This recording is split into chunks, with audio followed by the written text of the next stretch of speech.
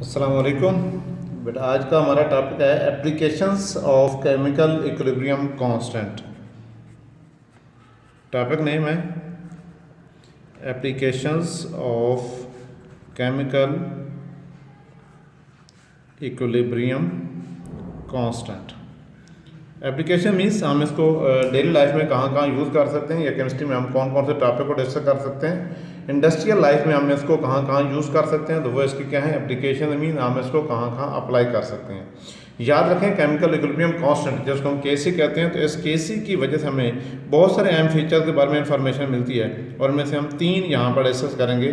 तो सबसे पहला जो हम डिस्कस करेंगे, ठीक है, क्या होगा, direction of the chemical reaction का हमें पता चलता है कि हमारा जो रिवर्सिबल रिएक्शन है उसकी डायरेक्शन क्या होगी। डायरेक्शन मीन्स हमारा केमिकल रिएक्शन इस टाइम फॉरवर्ड मूव कर रहा है, रिवर्स मूव कर रहा है, या बिल्कुल केमिकल इक्विलिब्रियम पर पहुंच चुका है। तो हमें मीन सबसे पहला काम क्या होगा, उसकी डायरेक्शन चेक करेंगे। दूसरे नंबर पे जो हम इसकी मेन अहम जो हमारे पास इंपॉर्टेंट एप्लीकेशन है वो है एक्सटेंट ऑफ केमिकल रिएक्शन, कि हमारा केमिकल रिएक्शन किस हद तक जा चुका है, कितनी प्रोडक्ट बना चुका है, कम प्रोडक्ट बनाई है या ज़्यादा प्रोडक्ट बनाई है, ठीक है ना। तो mean total amount of product. Urdu में अगर हम वर्ड यूज़ करें तो एक्सटेंट का मतलब होता है हद, यानी लिमिट, यानी किस हद तक गया, ठीक है। तीसरे नंबर पे जो हम डिस्कस करेंगे वो होगा affect of different conditions of the chemical reaction. Affect of different conditions, different parameters means temperature, pressure, ठीक है ना, एटसेट्रा, या कंसंट्रेशन, डिफरेंट पैरामीटर्स। और ये चीज़ हमने डिस्कस की थी ली शेडियर प्रिंसिपल में, ठीक है ना। तो डिफरेंट पैरामीटर्स को हम अप्लाई करके चेक करते हैं तो उस टाइम हमारे पास केसी की वैल्यू के ऊपर क्या फ़र्क पड़ता है। मीन हमारी प्रोडक्ट ज़्यादा बनेगी, रिएक्टेंट ज़्यादा बनेंगे, रिवर्स होकर रिएक्शन फॉरवर्ड जाएगा, अमाउंट ऑफ प्रोडक्ट कितनी आ रही है, यील्ड कितनी आ रही है। तो बहुत सारी चीज़ें हम वहाँ पर डिस्कस करते हैं और ये स्पेशली इंडस्ट्रियल लाइफ में या इंडस्ट्रियल लेवल पर इसको बहुत ही अहम चेक किया जाता है। तो सबसे पहले हम चेक करते हैं कि direction of the chemical reaction के लिए हमें केसी किस तरह से हमारी हेल्प कर सकता है, हम इससे किस तरह से कौन कौन सी इन्फॉर्मेशन ले सकते हैं। याद रखें direction of a chemical reaction को डिस्कस करने के लिए हम सिर्फ एक केसी नहीं, केसी को हम एक और हमारे पास है रिएक्शन क्वोशिएंट जिसको हम क्यू से रिप्रेजेंट करते हैं, तो हम उसके साथ कंपेयर करेंगे, ठीक है। अब सबसे पहले हमें ये पता होगा what is KC and what is Q, ठीक है ना। ये केसी और क्यू दो जो डिफरेंट टर्म्स हैं, ये क्या चीज़ है। केसी के बारे में हम ऑलरेडी अच्छे तरीके से डिस्कस कर चुके हैं कि केसी जिसको हम कहते हैं chemical equilibrium constant, this is the state of a reversible reaction at which the rate of forward reaction becomes exactly equal to rate of reverse reaction, that is called Kc। मैं in simple word लिखता हूँ कि at Kc rate of forward reaction becomes exactly equal to rate of reverse reaction।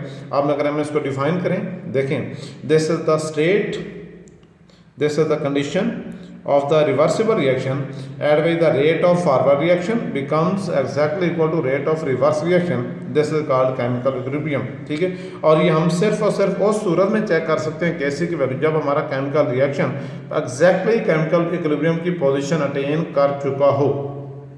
उससे पहले या उसके बाद हम जो भी वैल्यू चेक करेंगे। अब होता क्या बेसिकली केसी जो हम ऑलरेडी डिस्कस कर चुके हैं कि हमने इस केसी की वैल्यू चेक कैसे करनी है, ठीक है। तो KC is equal to concentration of products to the concentration of reactants, ये चीज़ है, ठीक है। Concentration of products to the concentration of reactants. आप चाहें तो आप अपनी मेमोरी के लिहाज से C+D और A+B देख सकते हैं, ये इनके नंबर ऑफ मोल्स हैं। लेकिन केसी के लिए ये कंडीशन है कि हम इसको हमेशा चेक करते हैं एट केमिकल इक्विलिब्रियम, मीन जब हमारा केमिकल रिएक्शन केमिकल इक्विलिब्रियम की पोजीशन अटेन कर चुका है उस टाइम, यानी उससे पहले या उसके बाद हम इसको नहीं चेक करेंगे, एग्जैक्ट एक ख़ास टाइम पर हम इसको चेक करेंगे। और वो क्या होगा, जब rate of forward reaction becomes exactly equal to rate of reverse reaction, ठीक हो गया। ये तो था केसी। लेकिन अगर हम केमिकल इक्विलिब्रियम की पोजीशन से पहले या बाद, मीन एट एनी टाइम, अगर हम concentration of product to the concentration of reactant ये रेशो चेक करते हैं तो उस रेशो को क्या नाम देंगे। ये रेशो किसी भी टाइम चेक की जा सकती है, और अगर हम इसको किसी भी टाइम चेक करते हैं that is called reaction quotient, और हम उसको किससे रिप्रेजेंट करते हैं, क्यू से, कैपिटल क्यू से। याद रखने की चीज़ ये दोनों का फार्मूला सेम है, सिर्फ टाइम ऑफ कैलकुलेशन डिफरेंट है। क्यू भी यही चीज़ है, कंसंट्रेशन ऑफ प्रोडक्ट्स किसी भी रिवर्सिबल केमिकल रिएक्शन में के concentration of products to the concentration of reactants. लेकिन कंडीशन क्या होगी, इसमें भी वही नंबर ऑफ मोल दिए आएंगे C+D यहाँ पर A प्लस बी आ जाएगा। लेकिन याद रखें एट केमिकल इक्विलिब्रियम नहीं, यहाँ पर क्या होगा एट एनी टाइम। आप किसी भी टाइम चेक करेंगे, यानी रिवर्सिबल केमिकल रिएक्शन में इक्विलिब्रियम की पोजीशन आने से पहले या इक्विलिब्रियम की पोजीशन के बाद, तो मीन क्या हो जाएगा, आप वो जो वैल्यू लेंगे, वो जो रेशियो होगी, that will be called as Q. अब हमने इन दोनों के दरमियान के सी और क्यू में रिलेशन चेक करना है। अब तीन पॉसिबिलिटी तो हो सकती हैं।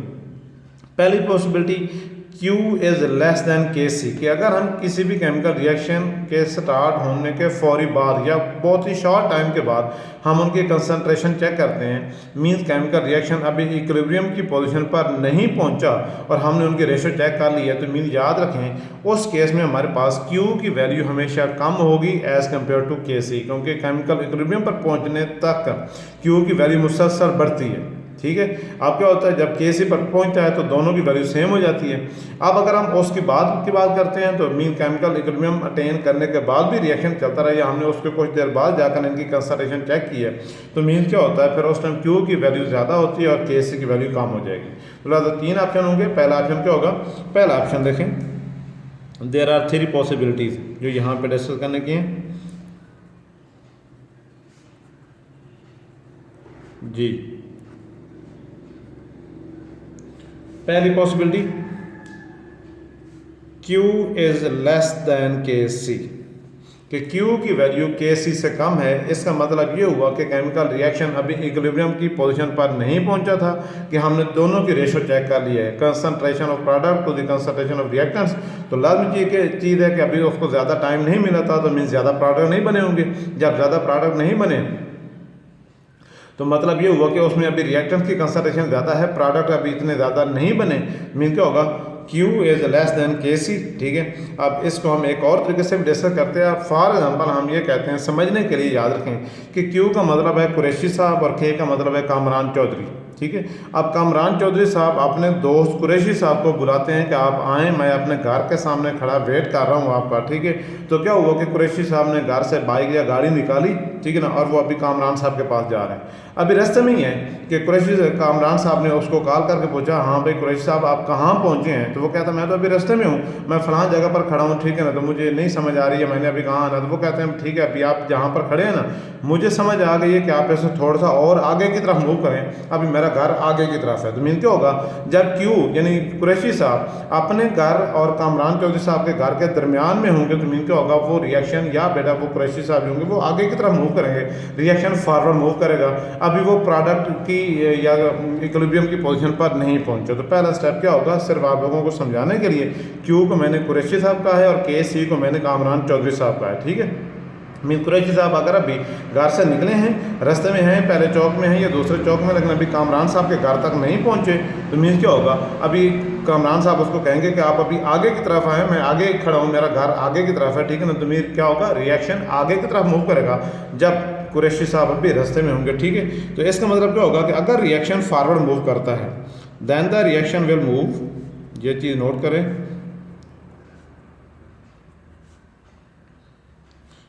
In forward direction. एक चीज़, दूसरा नंबर पर क्या होगा, जो क्वेश्चन आप लोगों को ध्यान में रखने के लिए ज़रूरी है, मोर प्रोडक्ट्स आर रिक्वायर्ड, कि अभी ज़्यादा से ज़्यादा प्रोडक्ट की ज़रूरत है केमिकल इक्विलिब्रियम तक पहुंचने के लिए, are required for a chemical reaction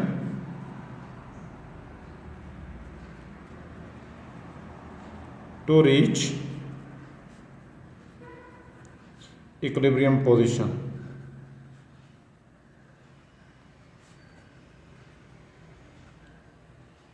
जब मोर प्रोडक्ट की जरूरत होगी तो आप इसके अपोजिट वर्ड में दूसरा वर्ड ये यूज कर सकते हैं कि लेस रिएक्टेंट्स।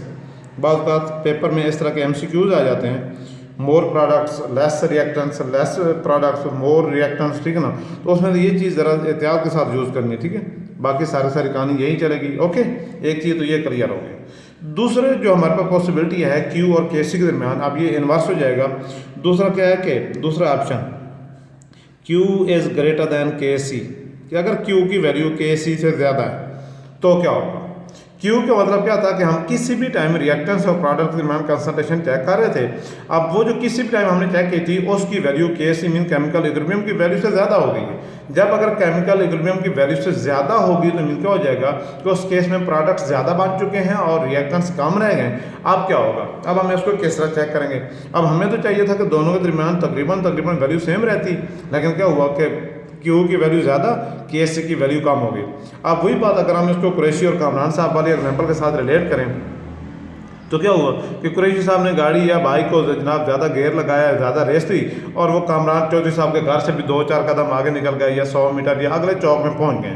कामरान साहब फिर कॉल करते हैं कुरैशी साहब आप अभी तक पहुंचे नहीं है मेरे पास, ठीक है ना, मैं काफ़ी देर से आपका वेट कर रहा हूँ। तो वो कहते हैं मैं तो सरकार फलान चौक में आ गया हूँ, ठीक ना, तो आपका घर कहाँ रह गया। कहते हैं सरकार आप मेरे घर से बहुत आगे निकल गए हैं, जब आप मेरे घर से बहुत आगे निकल गए हैं तो आप पीछे की तरफ हटें, मीन्स 1 चौक या 2 चौक पीछे हटें, मेरा घर तो पिछले वाले चौक में है, ठीक है ना। तो अब क्या होगा, अब रिएक्शन बिल्कुल कुरैशी साहब की तरफ वापस हटेगा, रिवर्स डायरेक्शन में मूव करेगा और जब रिवर्स डायरेक्शन में मूव करेगा तो मीन क्या हो जाएगा, तब जाकर वो केमिकल इक्विलिब्रियम की पोजीशन को अटेन करेगा, ठीक है।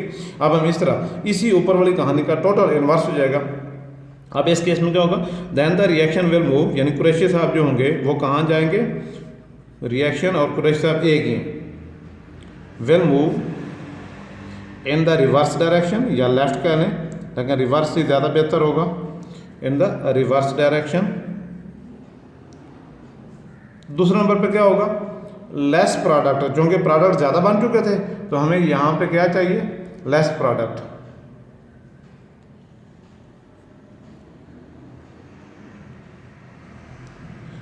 लेस प्रोडक्ट और मोर रिएक्टेंट्स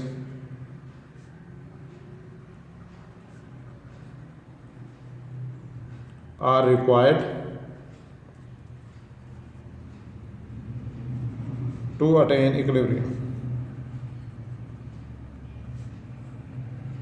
ये कहानी भी समझ आ गई होगी, ठीक हो गया जी। और तीसरा केस हमारे पास ये है कि Q और KC एग्जैक्टली इक्वल है, Q is equal to KC। जब KC केमिकल इक्विलिब्रियम की पोजीशन पे है तो मीन Q की वैल्यू भी एग्जैक्ट हुई हो गई। तो इसका मतलब ये हुआ कि इस time concentration of products and concentration of reactants equal है। इसका मतलब ये हुआ कि जब दोनों की वैल्यू बराबर है तो reaction is at equilibrium, reaction ना तो फॉरवर्ड मूव करेगा ना ही reverse, reaction is at equilibrium.